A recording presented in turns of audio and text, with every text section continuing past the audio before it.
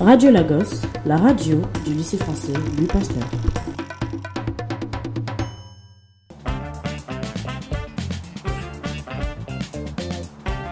Radio Bonjour Lagos, la radio de la francophonie au Nigeria.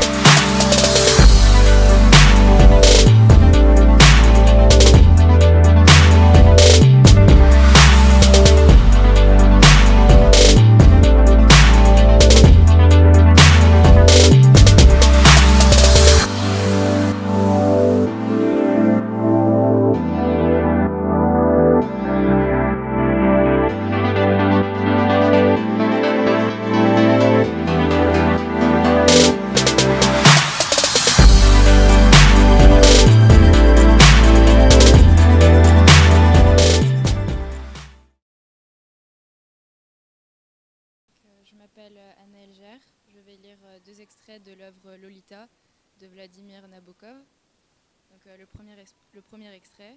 Il me souvient, la toute première fois que je la vis jouer, d'avoir été submergée par un spasme presque douloureux de la réplétion esthétique. Ma Lolita, en amorçant l'essor ample et ductile du cycle de son service, avait une façon inimitable de lever son genou gauche, légèrement plié, et pendant une seconde, on voyait naître et flotter dans le soleil trame d'équilibre vital qui formait le bout de ce pied pointé, cette aisselle pure, ce bras poilu et brun, sa raquette levée en haut en arrière, et elle souriait, les dents étincelantes, au petit globe suspendu dans le ciel, au zénith de ce cosmos, puissant et délicat qu'elle avait créé à la seule fin de l'abattre d'un coup bref et retentissant de son fléau d'or. Maintenant, le deuxième extrait.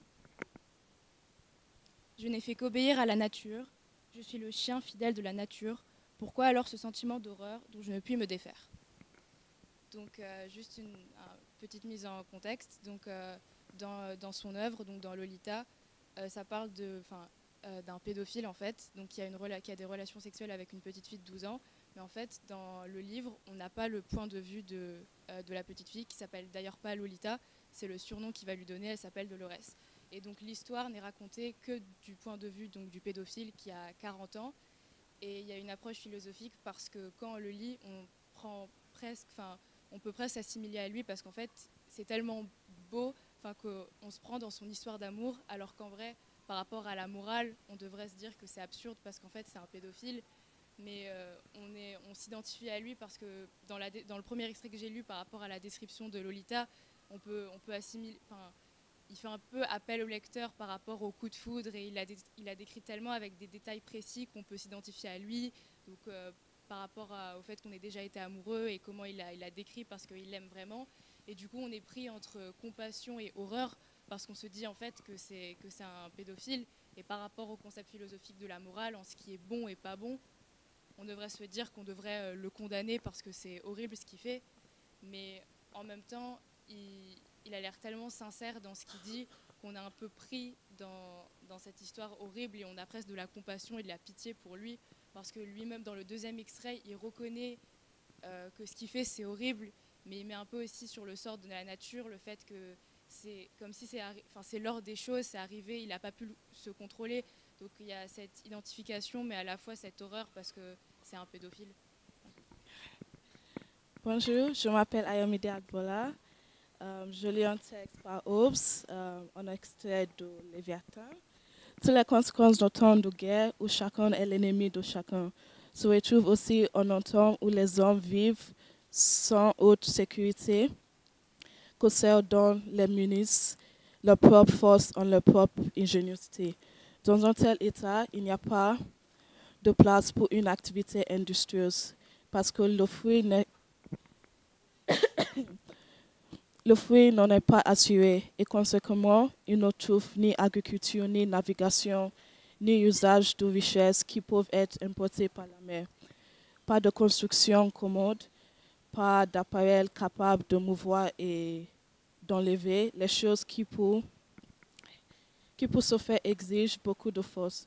Pas de connaissance de la face de la terre, pas de computation du temps, pas d'art, pas de lettres, pas de société. Et ce qui est le pire de tout, la crainte et le risque continental, et le risque continuel du mort violente. La vie de l'homme est alors solitaire, besogneuse, pénible et brève. Merci.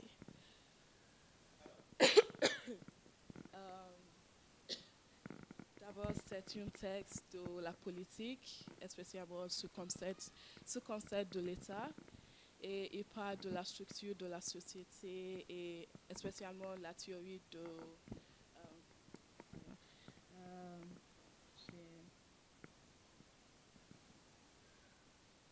la théorie du contrat social. Donc, j'ai cherché la théorie du contrat social. Et ils ont dit que la théorie du contrat social dit que les gens vivent ensemble dans la société conformément à un accord qui établit des règles de comportement moral et politique. Et Hobbes, il a écrit ce texte pendant la guerre civile en Angleterre et s'est basé sur la société et le gouvernement et comment dans le temps il faut faire les accords avec le gouvernement et la société.